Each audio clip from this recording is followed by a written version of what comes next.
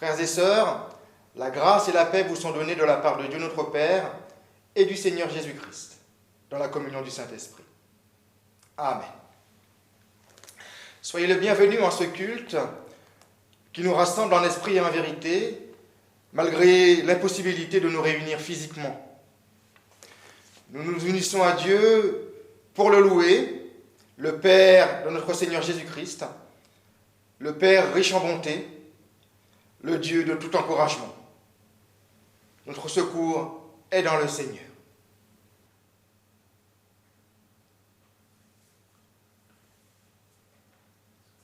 Louons le Seigneur en écoutant sa parole dans les psaumes 43, versets 1 à 5. Rends-moi justice, mon Dieu. Défends ma cause contre les individus sans pitié. Car c'est toi, Dieu, qui es mon protecteur. Pourquoi m'as-tu repoussé? Pourquoi dois-je vivre accablé? Pourquoi laisses-tu mes ennemis m'écraser? Fais-moi voir ta lumière et ta fidélité. Qu'elle me guide vers la montagne qui t'appartienne, qu'elle me conduise à ta demeure. Alors je m'approcherai de ton autel, de toi-même, Dieu, ma plus grande joie. À quoi bon me désoler? À quoi bon me plaindre de mon sort? Mieux vaut espérer en Dieu et le louer à nouveau. Il est mon sauveur, il est mon Dieu. Présentons-nous devant Dieu tel que nous sommes. Seigneur, tu fais de nous des pèlerins en ce monde. Là où le passé nous emprisonne, tu dessines pour nous un chemin d'avenir. Là où l'inquiétude nous menace, tu nous offres la confiance. Là où l'écoulement du temps nous oppresse, tu nous ouvres à l'éternité. Sois avec nous quand le découragement nous gagne et préservons-nous la foi. Père, pardonne notre manque de foi. Seigneur, écoute et prends pitié. Amen. Accueillons le pardon de Dieu. Frères et sœurs, Dieu vous pardonne. En Jésus-Christ, avec compassion, il tourne vers vous son regard et déclare à chacun: tu as du prix à mes yeux, tu as de la valeur et je t'aime. Celui qui met sa confiance en Dieu et trouve sa joie en Jésus-Christ est sauvé. Accueillez et vivez du pardon de Dieu. Amen. Frères et sœurs, invoquons l'Esprit de Dieu pour que les Écritures deviennent pour nous une parole qui nous fasse vivre. Prions. Seigneur, nous sommes dans l'impossibilité de nous réunir. Cependant, tu nous convoques pour écouter ta parole. Donne-nous par ton Esprit Saint de nous sentir proches les uns des autres et que ton Esprit éveille en nous la joie d'être tes enfants. Par Jésus-Christ, ton Fils bien-aimé, notre Seigneur et Sauveur. Amen.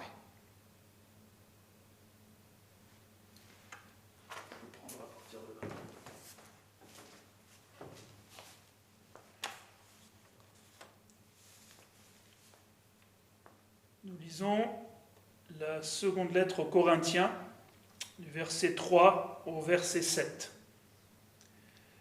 Béni soit le Dieu et Père de notre Seigneur Jésus-Christ, le Père de toute magnanimité et le Dieu de tout encouragement. Lui qui nous encourage dans toutes nos détresses, afin que, par l'encouragement que nous recevons nous-mêmes de Dieu, nous puissions encourager ceux qui sont dans toutes sortes de détresse. De même, en effet, que les souffrances du Christ abondent pour nous, de même aussi notre encouragement abonde par le Christ. Si nous sommes dans la détresse, c'est pour votre encouragement et pour votre salut. Si nous sommes encouragés, c'est pour votre encouragement, pour que vous ayez la force d'endurer les mêmes souffrances que nous. Et notre espérance à votre égard est ferme, car nous le savons, comme vous avez part aux souffrances, vous avez part aussi à l'encouragement.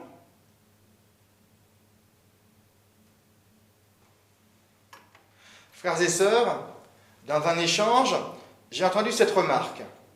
En ce moment, c'est d'encouragement dont nous avons besoin. Et c'est tellement vrai.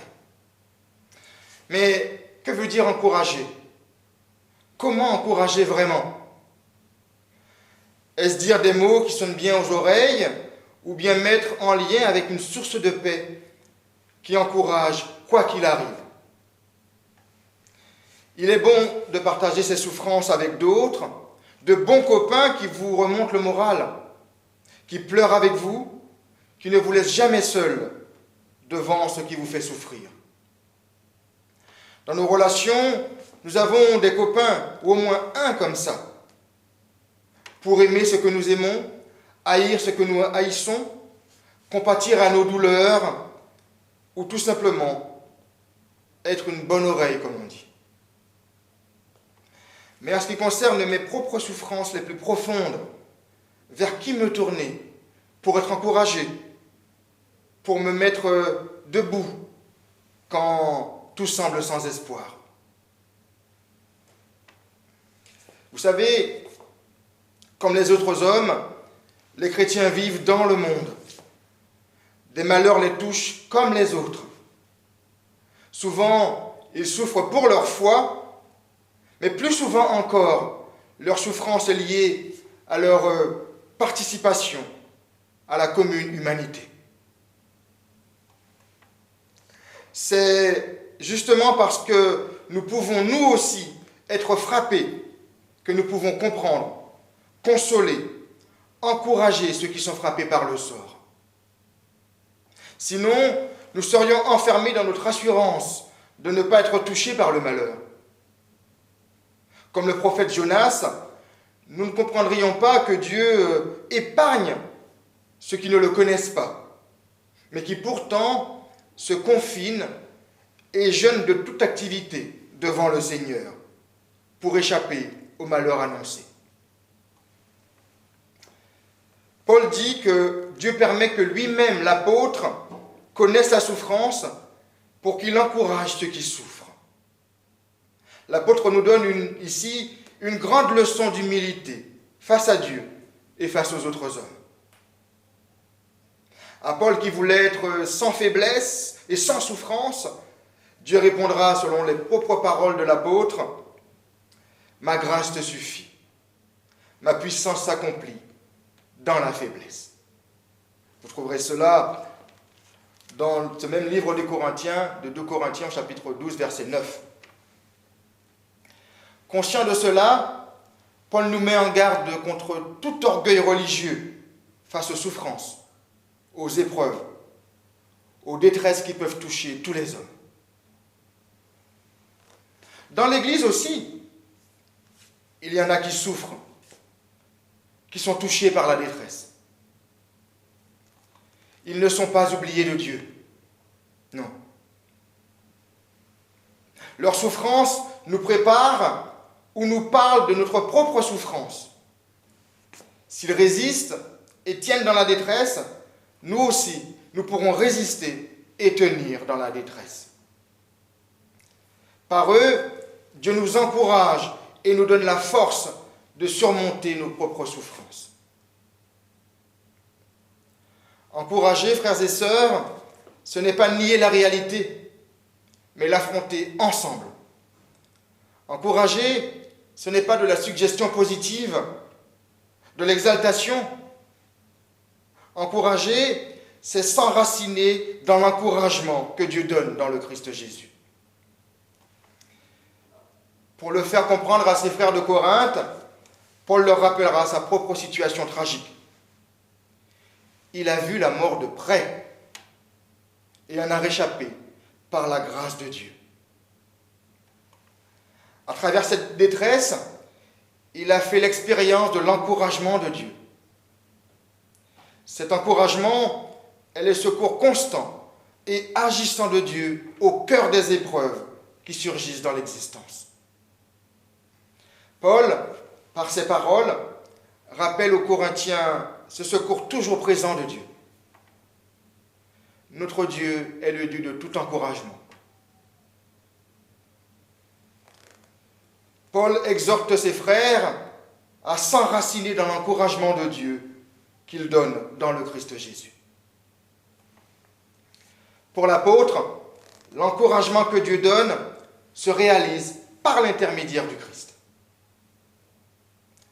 Au cœur de notre souffrance, pour mieux nous en relever, il y a le Christ. Il y a le relèvement du Christ. De même, les souffrances du Christ abondent pour nous, de même aussi, notre encouragement abonde par le Christ. Lisons-nous au verset 5. Il y a sans doute là l'image du Christ souffrant à la croix, d'une part, et d'autre part, l'image du Christ ressuscité pour nous. Dans toutes nos tribulations, dans toutes nos épreuves, dans toutes nos souffrances, nous avons un encouragement dans la mort et la résurrection du Christ pour nous. Dans le Christ, il y a une certaine paix, une certaine assurance et un certain encouragement que chacun doit recevoir pour affronter ses épreuves. L'union au Christ est source d'encouragement pour le chrétien. Si les souffrances sont présentes, l'encouragement l'est aussi, et n'est pas seulement à venir. C'est dans et pour la vie présente que le Christ nous encourage. Dans le Christ, frères et sœurs, nous avons un encouragement éternel et vivant. Pour Paul, l'encouragement n'est jamais distingué ou détaché du Christ de Dieu. C'est en lien avec lui que l'on trouve le calme, la paix, l'encouragement à tenir bon quand la tempête éclate dans nos vies.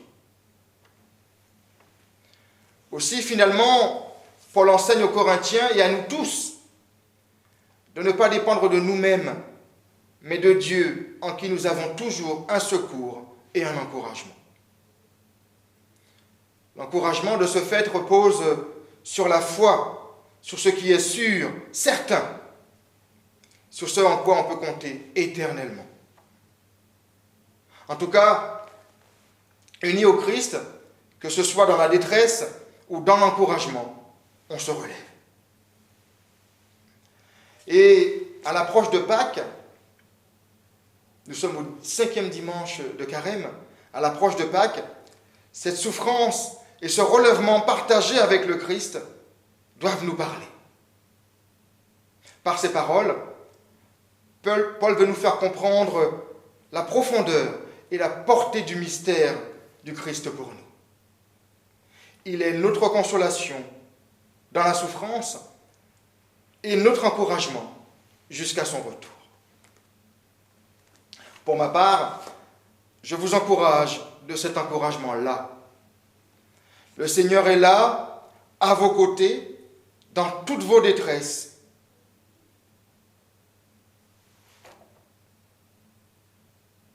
Invoquez son nom. Appelez-le près de vous. Vous ne serez jamais seul, où que ce soit. Pour finir, je vous dirai, ayez de bons copains, des frères et sœurs par milliers. Mais sachez que là où ils ne pourront vous aider à porter vos souffrances, là est le Christ. Le Christ Jésus vous y attend. Il y a des fardeaux que personne d'autre que lui ne peut vous aider à porter. Que personne d'autre que lui ne peut vous encourager à porter. Plus que personne d'autre de lui ne peut porter pour vous en signe d'encouragement. Il y a des désespoirs que personne d'autre que lui ne peut vous encourager à surmonter. Il y a des tempêtes de l'existence que personne ne peut calmer pour vous, pour encourager à la poursuite de la traversée. C'est là, auprès de lui, qu'il faut chercher l'encouragement pour qu'en toute situation vous soyez serein, rempli de foi et d'espérance, à cause de l'amour que le Seigneur Jésus a pour vous. Amen.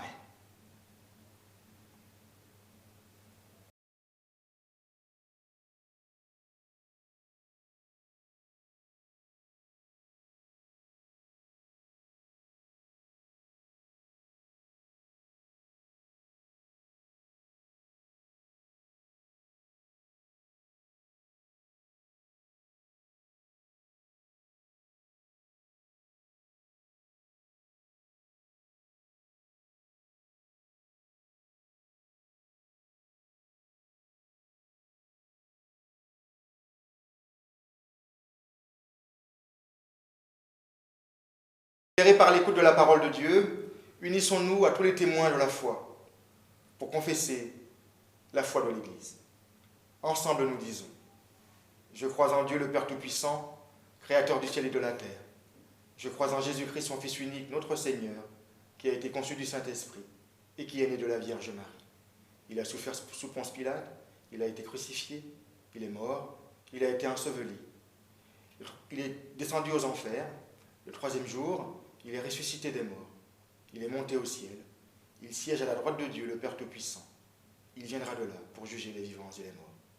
Je crois au Saint-Esprit, la Sainte Église universelle, la communion des saints, la rémission des péchés, la résurrection de la chair et la vie éternelle. Amen. Unissons-nous dans la prière les uns pour les autres. Dieu notre Père, nous te remercions pour tes nombreuses grâces et actes d'amour au quotidien. Seigneur, dans cette période de doute et d'incertitude, tu es notre phare dans la tempête. Nous nous tournons vers toi. Pour toutes les personnes dans la crainte et l'incompréhension, nous nous tournons vers toi. Pour toutes ces personnes qui travaillent tous les jours, qui prennent les décisions durant cette crise, qui tentent de nous sauver chaque jour grâce à ta force. Pour le personnel médical et tous ceux qui, au service des autres, sont atteints par le virus, nous nous tournons vers toi. Pour toutes les personnes seules et isolées durant ce confinement, nous nous tournons vers toi. Pour les personnes déchirées par la perte d'un être cher ou en train de se battre contre la maladie, nous nous tournons vers toi. Pour toutes les personnes oubliées, inconsidérées, se retrouvant désormais sans revenu, sans soutien, nous nous tournons vers toi. Pour tous ces pays qui vont et qui sont déjà en train de combattre ce fléau, nous nous tournons vers toi. Tu nous apprends tous les jours, à travers ta parole, à nous remettre à toi, notre guide. Montre-nous le chemin de lumière qui nous permettra de sortir plus fort de cette épreuve, plus fort en tant qu'homme, plus fort en tant que communauté, plus fort en tant que nation, mais surtout plus fort en tant qu'enfant de notre Seigneur et Sauveur. Frères et sœurs, ensemble, disons la prière que le Seigneur Jésus nous a enseignée.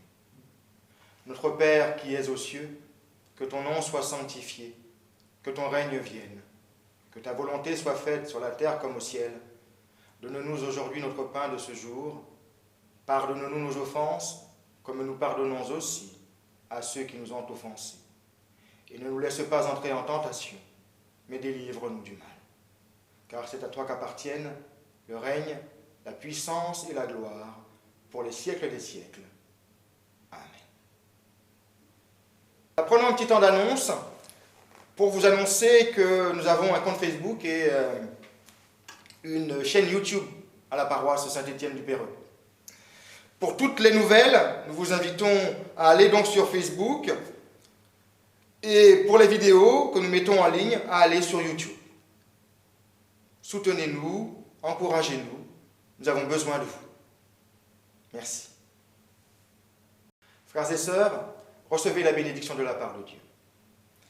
Que le Dieu et Père de notre Seigneur Jésus-Christ, le Père riche en bonté, le Dieu de tout encouragement, vous bénisse et vous garde.